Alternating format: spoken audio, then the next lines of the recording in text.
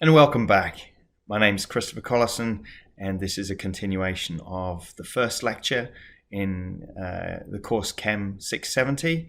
And by now you've just had a very exciting view of how to measure the caloric content of a peanut.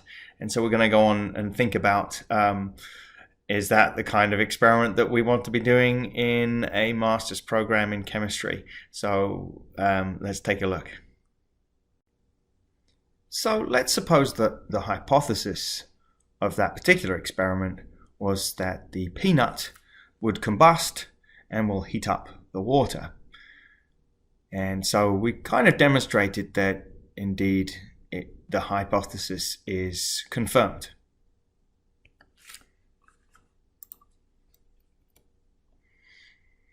And when we're considering hypotheses, we set them up so that they can be confirmed as opposed to rejected. So they're either confirmed or they're rejected. But what next? Are we done with this particular experiment? And the point here is that there are always more questions to be asked. We might start to ask the questions, how much chemical energy per gram is stored in the peanut? We might go on to ask how accurate the experiment was, and we might then think about refining the experiment. What other questions? Well, is there a control experiment? Suppose that it was actually the needle that was burning in some way, and it was actually that needle burning that in fact heated up the water. We might also ask, was the peanut pure? Perhaps the peanut was contaminated with some pieces of chocolate, and that chocolate was actually heating up the water. So always more questions, always ways in which we can refine our experiments. What else? We can keep going. Are all peanuts the same? What's the peanut made up of? If we crush the peanut and extract the oil and then use the remaining powder of the peanut, would it still burn? We'd have to come up with a different experiment because the powder wouldn't fit on the needle. So there's all these things that we can keep doing as we go forward from a very simple experiment.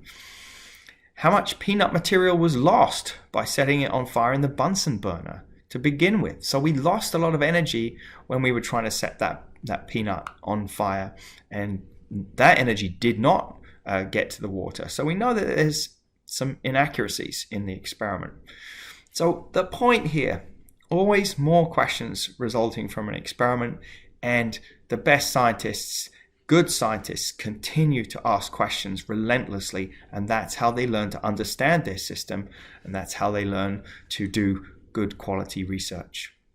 And the value of this, what's the value of this work? Was this work with peanuts valuable? Well, what is value? What does dictate the value of the work? If you now spent 21 months burning peanuts, would that be valuable? It might be. But how do we determine what that value is? How do you determine what the value of your thesis will be? What do you think is the value of the scientific work that you do? And usually this comes down to a few things. One, the novelty of the work. Is the work that you're doing new? Has it been done before? The intellectual merit. How intellectually strong is that particular experiment that you're working on? And three, the broad impact. How much impact will the results that you get, how will that influence the world around you? When we take all these three things together, we can determine the value of our scientific work. So let's consider again the peanut experiment. Let's look at that peanut experiment in these three different points. So is burning peanuts valuable? Is it novel? Well, no. People have done this before. This was a simple experiment that for a set of high school students. So it's not novel. What about intellectual merit? What is intellectual merit? Let's explore this a little bit more deeply.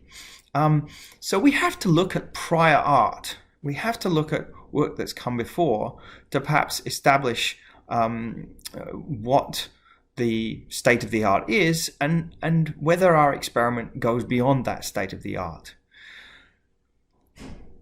We might also look at unanswered questions from prior experiments with peanuts. So maybe there are some unanswered questions that we're actually addressing with this refined experiment in burning peanuts. I mentioned before we're standing on the shoulders of giants, so we have to know what there is in existence in the literature already, and then we have to look to go beyond that. So this literature is an absolute foundation, and I'm going to keep coming back to this time and again in this course because it is so important to recognize what has been done so that we don't need to redo it. So can intellectual merit also be a development in our understanding? So the simple answer is yes. We must learn about and understand the system that we are studying. So, for example, in this particular case, we'd want to understand thermodynamics before running this experiment where we're burning peanuts. And perhaps in this particular case, when we're looking at peanuts, maybe we study those peanuts first before studying a very rare new nut that's been found in some new country that has other, tastes really good, but perhaps has too many calories, etc. So maybe we can become an expert in burning peanuts, and we can apply that technique to other more rare materials. And so that perhaps is one way in which we can think about intellectual merit. We think about understanding our systems that we're working with, understanding our experiments, becoming experts in those, and then applying those techniques and that understanding to new materials. And often that's what a chemist will do, an analytical chemist perhaps. And broad impact. So let's think about broad impact for a second. Who is affected by, in this case, publishing the results of burning peanuts? What problem will these results solve? So we might say, well, the caloric value of peanuts is very important to a person who is on a diet. So yes, this information has a very broad impact. The problem with this particular case, or perhaps this is a solution because we perhaps don't want to be burning peanuts for 21 months. The problem here really is that all this information is already known, so it's not really novel. And that means that we're tying all these things together: broad impact, intellectual merit, and how novel your experiments are. So, should we spend a bunch of time studying peanuts? Probably no. So, in summary, what are your goals for your work that you're going to accomplish in your master's program in chemistry?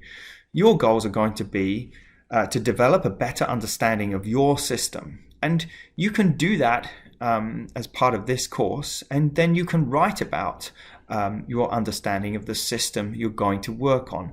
You can do a literature review, and you can put that survey of the literature directly into the introduction to your thesis or your project report.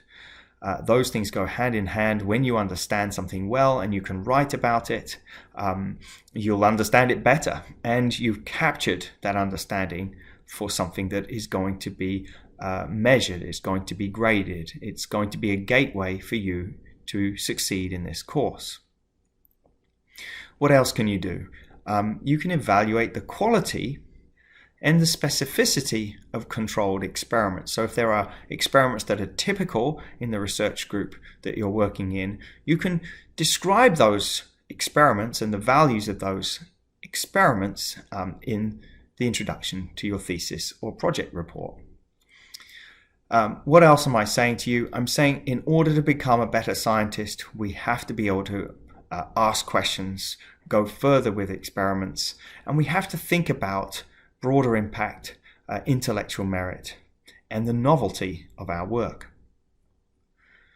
As I've just said, we recognize that questions are the key to successful science and to you, for you to become successful scientists.